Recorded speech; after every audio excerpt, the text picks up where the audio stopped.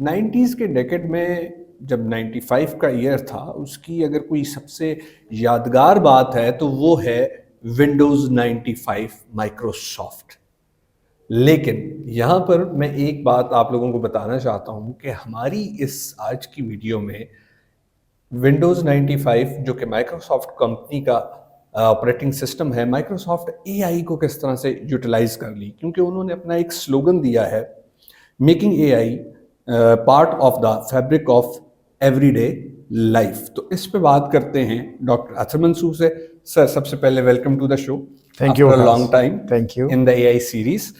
और सर, आप ये बता दें कि ये माइक्रोसॉफ्ट जो कह रहा है एआई के बारे में, ये क्या बात है, थोड़ा जरा व्यूअर्स के लिए एक्सप्लेन कर दें। राइट, पहले मैं थोड़ा ओवरव्यू दे देता हूँ व्यूअर्स को कि माइक्रोसॉफ्ट है क्या। माइक्रोसॉफ्ट, जैसे आपने बताया, एक कंपनी है जो दुनिया में पॉपुलराइज हुई सॉफ्टवेयर की वजह से, सॉफ्टवेयर डेवलपमेंट, ऑपरेटिंग सिस्टम की वजह से। और ऑपरेटिंग सिस्टम उसने डेवलप किया जो विंडोज़ का ऑपरेटिंग सिस्टम है। इसने दुनिया में रेवोल्यूशनाइज किया ऑपरेटिंग सिस्टम्स को 90s की दहाई में, डेकेड के अंदर। ये एक यूएस की मल्टीनेशनल टेक कंपनी है और इस कंपनी ने जिस जिस डोमेन्स में, जिस जिस एरियाज़ में काम किया, वो सिर्फ सॉफ्टवेयर नहीं है, बल्कि इसने कंज्यूमर इलेक्ट्रॉनिक्स में भी काम किया। इसकी कंज्यूमर इलेक्ट्रॉनिक्स की गुड्स भी अवेलेबल हैं। इसके अलावा इसने वीडियो गेम्स में काम किया है, क्लाउड कंप्यूटिंग में काम किया है, और फाइनली सोशल मीडिया में भी इसने काम किया। तो इसकी 4-5 डोमेन्स हैं जिसमें माइक्रोसॉफ्ट इंटरनेशनली, ग्लोबली काम कर रहा है since it's creation and establishment. Microsoft का जो आपने ऑपरेटिंग सिस्टम की बात की, विंडोज़ का ऑपरेटिंग सिस्टम, इसने हाउस होल्ड और स्मॉल बिजनेस यूजर्स के लिए, सेवरल 100 मिलियन यूजर्स के लिए लाइफ इजी कर दी कंप्यूटर के साथ इंटरेक्शन के हवाले से। Because without a good software you can not interact with the hardware of the computer, right? So basically the operating system, which we call OS, it made life easier for people at household level and at small businesses level to interact with the computers. फिर इसने office के productivity, Microsoft office बड़ा popular है, उसके productivity tools दिए दुनिया को, जिससे हमारी understanding of spreadsheets, presentations, databases वो इम्प्रूव हुई। This was its contribution. So ये एक ऐसी चीज़ें थी कि जिन्होंने माइक्रोसॉफ्ट को दुनिया के मैप पे बहुत ज़्यादा प्रोमिनेंट किया। इसके अलावा माइक्रोसॉफ्ट ने कुछ प्रोजेक्ट्स लॉन्च किए, फॉर एग्जांपल इंटरनेट एक्सप्लोरर, जो बड़ा पॉपुलर, यस, वेब ब्राउज़र है, वेब सर्फिंग के लिए काम करते हैं। इसके अलावा .NET प्लेटफॉर्म है। ये जो इसके प्रोजेक्ट्स थे, इसने एक world of information open up किया दुनिया के लिए और रेवोल्यूशनाइज कर दिया पूरी जो इंफॉर्मेशन की एक डोमेन है, उसको रेवोल्यूशनाइज कर दिया। और फाइनली जो इसके सीईओ हैं सत्या नाडेला, उन्होंने एक बड़ा कमाल फ्रेज, जी करंट सीईओ हैं, उन्होंने एक बड़ी कमाल बात की है। वो कहते हैं कि we want to democratise AI, which means कि we want everyone to benefit from ये जो एआई के एडवांटेजेस हैं, and at the same time we want everyone to have a say in the development of AI. So ये जो phrase है ना, डेमोक्रेटाइजिंग AI, ये बड़ी पावरफुल फ्रेज है जो सत्या नाडेला ने कही। सो ओवरऑल एक तो ये मैं चाहता था कि व्यूअर्स को बता दूं before going into the depth and detail of जो एआई को वो कैसे यूज़ करते हैं मुख्तलिफ चीज़ों के अंदर।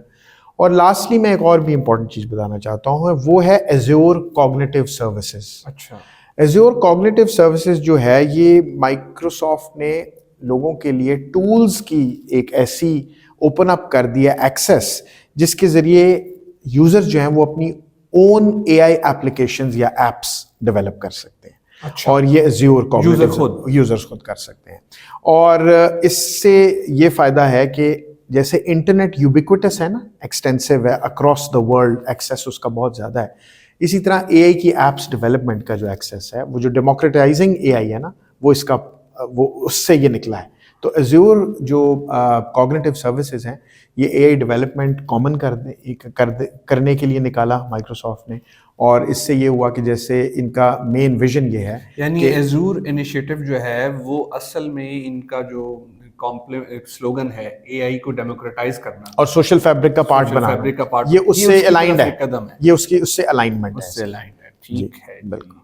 अच्छा, तो सर आप हमें ये बता सकते हैं कि एआई के पॉइंट ऑफ व्यू से अगर मैं टिपिकल देखूं, जैसे हमारी हर वीडियो में होता है जी कि कोई भी कंपनी जैसे मैकडोनल्ड है, कोका कोला है, तो माइक्रोसॉफ्ट जो है वो अब एआई के साथ इंटीग्रेट कैसे कर रही है, तो ये जरा बताएं सर। जी, इसमें विकास जो अंडरस्टैंडिंग की ज़रूरत है ना, वो दो तीन जो चीज़ें हैं वो मैं व्यूअर्स को बताना चाहता हूँ। सबसे पहले तो माइक्रोसॉफ्ट ने अपने लिए एक गोल सेट किया हुआ है, और वो गोल ये है कि businesses, specially businesses, home users तो हैं ही, लेकिन बिजनेसेस वो एआई के टूल्स को यूज़ करें, डिप्लॉय करें एआई को अपनी ऑर्गेनाइजेशंस की प्रोडक्टिविटी और ग्रोथ के लिए। प्रोडक्टिविटी एनहांसमेंट यानी कि उनकी प्रोडक्टिविटी ऑगमेंट करे, इंक्रीज करे, और ग्रोथ हो उनकी, ठीक है।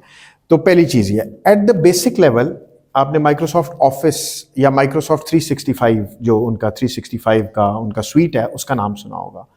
उसमें उन्होंने बेसिक लेवल पे एआई को इंटीग्रेट किया है। पावर पॉइंट एक बड़ा पॉपुलर सॉफ्टवेयर है, सभी बड़ा use टूल करते है, एक बड़ा अच्छा टूल है PPT प्रेजेंटेशंस, presentation के लिए। पीपीटी प्रेजेंटेशंस बनाने के लिए।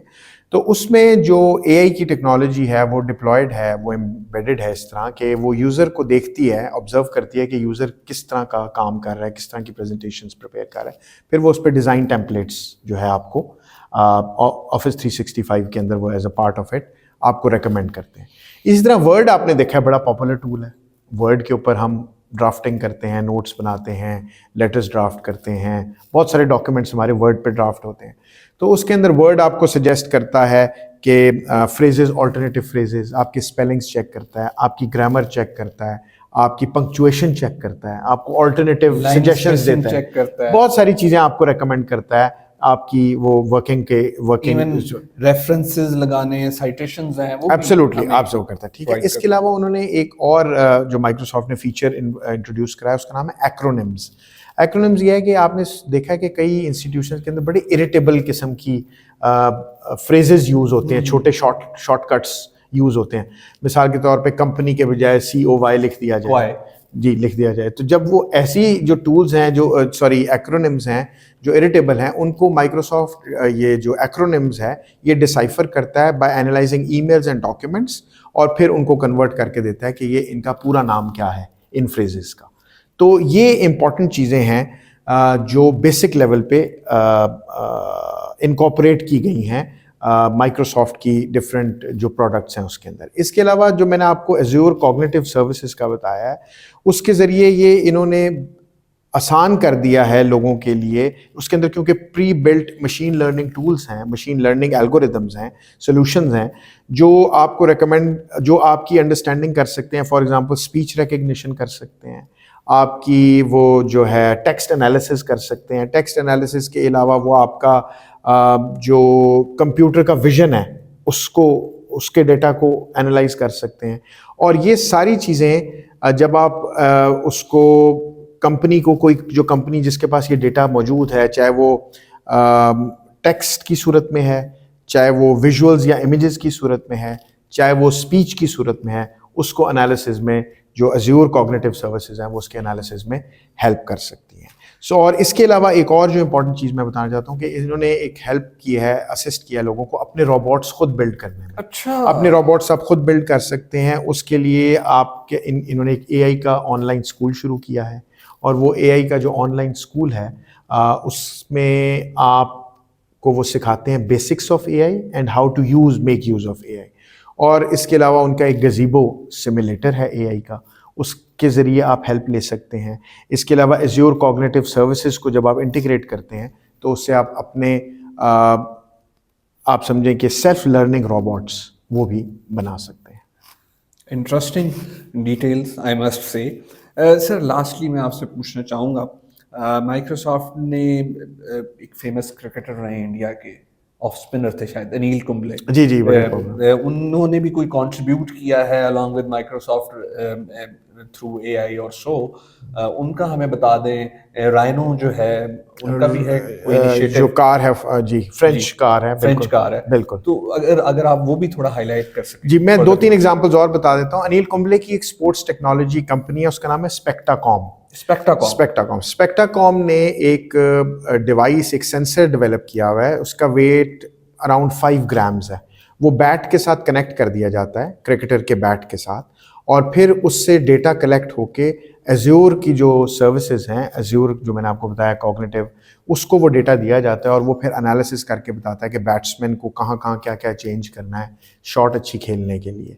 तो ये जो अनिल कुंबले की कंपनी है स्पेक्टाकॉम, वो यूज़ कर रहा है एज्योर की जो कॉग्निटिव सर्विसेज हैं bye connecting it with the sensor. आपने रेनो कार की बात की जी, रेनो फ्रेंच एक गाड़ियों की कंपनी है और उसकी फार्मूला 1 में गाड़ियाँ रेसिंग भी करती हैं। तो उसके अंदर 200 सेंसर्स गाड़ियों में वो लगाते हैं, 200 के करीब सेंसर्स। उन सेंसर से गाड़ी के टायर का टेम्परेचर, गाड़ी के टायर की कंडीशन, सड़क का टेम्परेचर जिस पे वो चल रही है वो, सड़क की कंडीशन जहाँ जहाँ से वो घूम के जा रही है उस ट्रैक के ऊपर, इंजन के वेयर एंड टेयर उसके ऊपर, हाँ वो सारा पीछे एज्योर को वो डेटा देता है और एज्योर हेल्प करता है कि कैसे इंप्रूव की जाए कार की परफॉर्मेंस। एक और भी चीज़ है जो माइक्रोसॉफ्ट ने की है उबर के साथ मिलके। उबर के साथ, यस, उबर एक बड़ी फेमस, आपको पता है, कार की राइड की एक सर्विस है वर्ल्ड वाइड जो यूएस से डेवलप हुई, और उसके अंदर उसकी माइक्रोसॉफ्ट की एक एपीआई, फेस एपीआई है जिसको उन्होंने इंटीग्रेट किया हुआ है उबर के साथ, जिसमें जो ड्राइवर्स हैं वो अपनी फोटोग्राफ अपग्रेड करते हैं, उस पर अपडेट करते रहते हैं जैसे जैसे उनकी इवॉल्व होती है शक्ल या कोई एज वाइज या, और फिर एज्योर जो सर्विसेज हैं वो उसको सेकंड्स के अंदर मैच करती हैं उनकी पिछली पिक्चर्स के साथ, और फिर जो राइड कर रहा है, जो राइड ले रहा है शख्स, वो देख सकता है कि जो ड्राइवर है वो वही है जिसका उबर के पास रिकॉर्ड है, कोई और तो नहीं है, कहीं उसको कोई किडनैप करके तो नहीं ले जाएगा, तो रिकॉर्ड भी चेक हो जाता है। हाँ, वो पीस ऑफ माइंड से ट्रैवल कर सकता है। और लास्टली एक और टूल रह गया, वो है sketch to code. Sketch to code एक एआई बेस्ड टूल है जो मैनुअल स्केचेस को एनालाइज करके कन्वर्ट करता है HTML वेबसाइट्स में। तो अगर आपका मैनुअल स्केच कोई बना हुआ है उसको वो एनालाइज करेगा स्केच टू कोड, और वो टूल जो है उसको कन्वर्ट कर देगा HTML वेबसाइट्स के अंदर, हाइपरटेक्स्ट मार्कअप लैंग्वेज। यस। तो ये बहुत सारी चीज़ें हैं जी जो माइक्रोसॉफ्ट ने रेवोल्यूशनाइज की हैं, और ये आपको पता है टेक कंपनीज में वन ऑफ द पाइनियर्स जो रिसेंट हिस्ट्री में, ह्यूमन हिस्ट्री में लास्ट 30 ईयर्स में जो रेवोल्यूशनाइज हुई है उसमें Microsoft is at the leading, at the frontier. Thank you so much doctor Asaf for your time. Viewers, बहुत इंटरेस्टिंग डिटेल्स हैं ये मेरे लिए भी, और मुझे लगता है कि आपके लिए भी। आपको माइक्रोसॉफ्ट का भी पता है, बिल गेट्स का भी पता है, विंडोज़ का भी पता है, लेकिन शायद ये डिटेल्स आपके लिए नई हैं। अगर आप चाहते हैं कि इस किस्म की और केस स्टडीज़ हम AI बेस्ड आपके लिए लेके आएँ, तो do give us your feedback. Till next time, अल्लाह हाफिज़।